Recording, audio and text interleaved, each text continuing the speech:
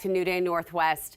From the Oso landslide to the high snowfields on Mount Rainier to the lush forests of Olympic National Park. My next guests have conducted hundreds of search and rescue missions throughout the Pacific Northwest and beyond. Their new book, A Dog's Devotion, gives an inside look at the remarkable team whose principal investigator is a yellow Labrador retriever named Keb. Welcome back to New Day, Keb, her handler Suzanne Elshult, and her search partner Guy Mansfield. Thank you all for being here. It is a pleasure to see you again. The last time we spoke, there was a big award that Keb was up for, and you have some good news on that front, right? Yes, she actually won the American Humane Search and Rescue Hero Dog Award. And so now she is vying for the overall Hero Dog Award, which will be announced on November 11. At a star-studded gala event in Palm Beach. That Keb will be there, and no matter what, you know, all the dogs are winners, right? So absolutely, but you know, Keb has a special place in our heart. Obviously, you know, her career as a search dog is pretty remarkable, but your career as volunteers, equally interesting stories. Why did you decide to write this book?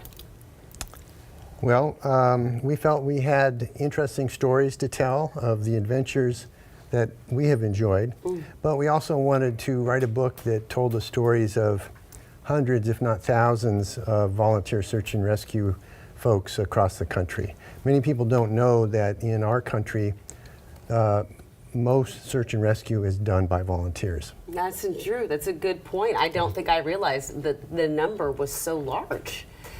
So, how did you find Keb? How did Keb come into your life? And then how did you decide this is going to be a good search dog? Yeah, well, I got my first search dog in 2001. 9/11 was the catalyst for me getting involved in search and rescue. And I had no idea what I was looking for. So my first search dog was kind of a medium, low drive dog. And I had to work my tail off to get her to be, or him to become a really good search dog. So by the time I got Keb, which was in 2010, I actually had the help of a professional who selects law enforcement dogs. Okay. And so she's the one that helped me pick the line and helped pick her out of the litter. I find that so fascinating that was the moment, like you said, most of search and rescue is done by volunteers, and it was 9/11 that was your moment. What was your moment, Guy? I had been hiking and climbing most of my adult life. One winter I heard of an ongoing search down at Mount Rainier. I drove down, I volunteered, I asked if they needed help, and spent the entire day on snowshoes doing grid searching along a mountainside. After that, I decided that was something I really liked to do, to have an adventure and also help people, and signed up with my local search and rescue team. Well, I'm so glad you did. You and Suzanne and Keb have had many adventures. Chapter 2 of the book specifically details Keb's work at the Oso landslide, and you wrote that it was kind of a turning point for your team. How so? Well, it was, you know, the kind of mission that you get to go on once in a lifetime, if that. Most teams don't end up doing disasters like this. But it was, you know, 43 people lost their lives. We deployed over the course of a month. Keb and I deployed, I think, a total of 2 weeks. And it was just, you know, we were working side by side with family, with excavators, with the marsh masters, with boats. It just made us really pull together. And after that, I think regional collaboration was something that our team took on, and we subsequently founded Cascadia Search Dogs a few years later, which is in the business of promoting regional training for canine search and rescue teams. Such important work. What is the scariest thing you've ever encountered during one of your searches?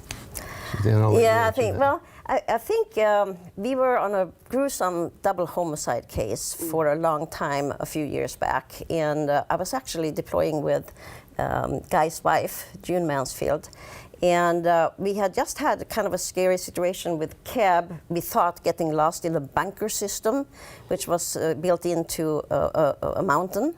And fortunately, she came out. But shortly after that, June looked at her GPS, and she stared at me and she said, "Oh, Suzanne, I think Keb is standing right at the drop-off, a steep cliff." Oh my goodness. And so we hurried up and we saw Keb standing up ahead of us, and we came up there.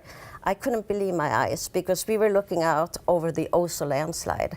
And this was like 4 or 5 years after Oso. And so it brought back all those memories. But anyway, we were able to ease Keb back down, and everything, went fine, but it was really scary at the time. Well, I'm glad that everyone is okay. I'm grateful for all the work that you've done. Keb is an absolute treasure to us here in the Pacific Northwest, so thank you so much for coming in. We're so excited to read your book, A Dog's Devotion, True Adventures of a Canine Search and Rescue Team. Thank you both so much. Thank you. Thank you. Thank you. And Suzanne and Guy will be signing copies of their book tomorrow evening at the Edmonds Bookshop, and you can meet Keb too, so you don't want to miss out on that.